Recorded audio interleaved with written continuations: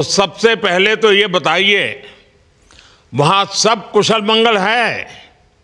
आपकी तबीयत ठीक है? जी प्रधानमंत्री जी, बहुत बहुत धन्यवाद आपकी विशेष का और 140 करोड़ मेरे देशवासियों की विशेष का। मैं यहाँ बिल्कुल ठीक हूँ, सुरक्षित हूँ। आप सबके आशीर्वाद और प्यार की वजह से बहुत अच्छा लग रहा है। बहुत नया एक्सपीरियंस है ये। और कहीं न कहीं बहुत सारी चीज़ें ऐसी हो रही हैं जो दर्शाती हैं कि मैं और मेरे जैसे बहुत सारे लोग हमारे देश में और हमारा भारत किस दिशा में जा रहा है।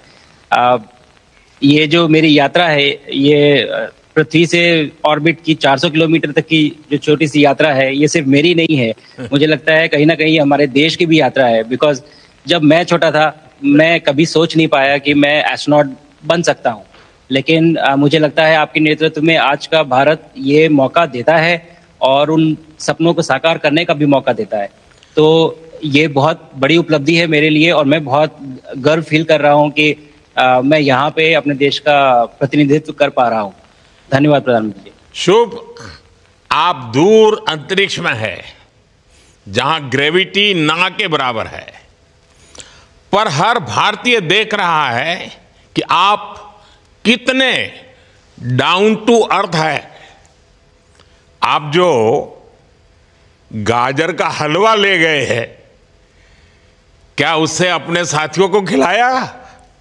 जी प्रधानमंत्री जी, ये कुछ चीज़ें मैं अपने देश की खाने की लेके आया था, जैसे गाजर का हलवा, मूंग दाल का हलवा और आमरस। और मैं चाहता था कि ये बाकी भी जो मेरे साथी हैं, बाकी देशों से जो आए हैं, वो भी इसका स्वाद लें और चखें। जो भारत का जो रिच कुलिनरी हमारा जो हेरिटेज है, उसका एक्सपीरियंस लें। तो हम सभी ने बैठ के इसका स्वाद लिया साथ में, और सबको बहुत पसंद आया। कुछ लोग हैं कि कब वो नीचे आएंगे और हमारे देश आए और इनका स्वाद ले सके हमारे साथ। शुभ। परिक्रमा करना भारत की सदियों पुरानी परंपरा है। आपको तो पृथ्वी माता की परिक्रमा का सौभाग्य मिला है। अभी आप पृथ्वी के किस भाग के ऊपर से गुजर रहे होंगे?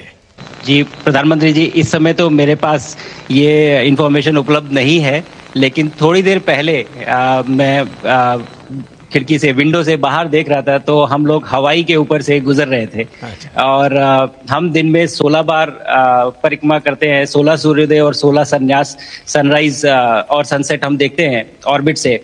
और बहुत ही अचंभित कर देने वाला ये पूरा प्रोसेस है। इस परिक्रमा में, इस तेज गति में, हम इस समय करीब 28,000 किलोमीटर प्रति घंटे की रफ्तार से चल रहे हैं आपसे बात करते वक्त। और ये गति पता नहीं चलती क्योंकि हम तो अंदर हैं, लेकिन कहीं ना कहीं ये गति जरूर दिखाती है कि हमारा देश कितनी गति से आगे बढ़ रहा है इस समय, कि हम यहाँ पहुंचे हैं और अब यहाँ से और आगे जाना है। अच्छा शुभ, अंतरिक्ष की विशालता देखकर सबसे पहला विचार क्या आया आपको? प्रधानमंत्री जी, सच में बोलूं तो जब पहली बार हम लोग ऑर्बिट में पहुंचे, अंतरिक्ष में पहुंचे, तो पहला जो व्यू था वो पृथ्वी का था।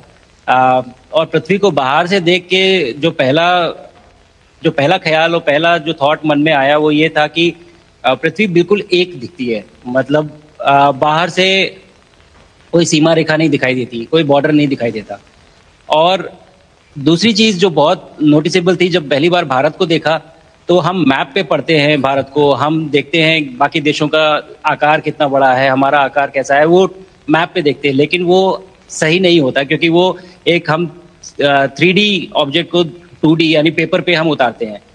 भारत सच में बहुत भव्य दिखता है, बहुत बड़ा दिखता है। जितना हम मैप पे देखते हैं उससे कहीं ज्यादा बड़ा।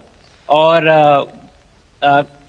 जो वननेस की फीलिंग है, पृथ्वी की वननेस की फीलिंग है, जो हमारा भी मोटो है कि अनेकता में एकता, वो बिल्कुल उसका महत्व ऐसा समझ में आता है बाहर से देखने में कि लगता है कि कोई बॉर्डर एग्जिस्ट ही नहीं करता, कोई राज्य नहीं एग्जिस्ट करता, कंट्रीज नहीं एग्जिस्ट करती। फाइनली हम सब ह्यूमैनिटी का पार्ट है और अर्थ हमारा एक घर है और हम सब के सब उसके सिटीजन्स हैं।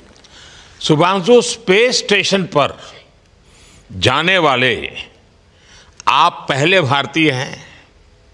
आपने जबरदस्त मेहनत की है, लंबी ट्रेनिंग करके गए हैं। अब आप रियल सिचुएशन में है, सच में अंतरिक्ष में है, वहां की परिस्थितियां कितनी अलग हैं, कैसे एडप्ट कर रहे हैं?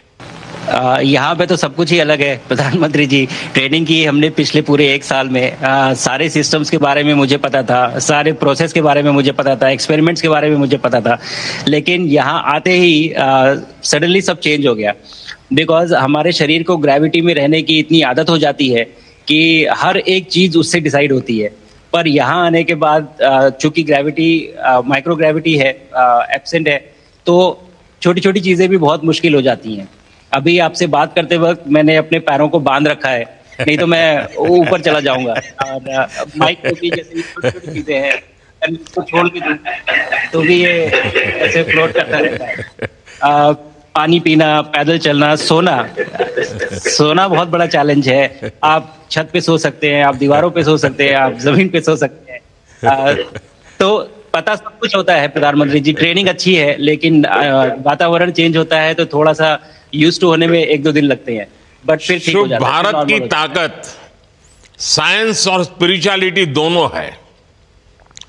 आप अंतरिक्ष यात्रा पर हैं, लेकिन भारत की यात्रा भी चल रही होगी।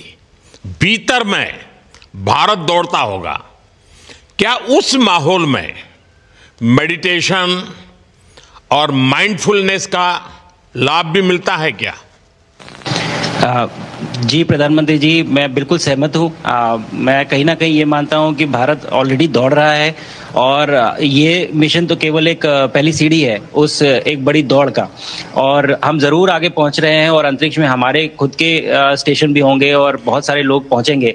और माइंडफुलनेस का भी बहुत फ़र्क पड़ता है।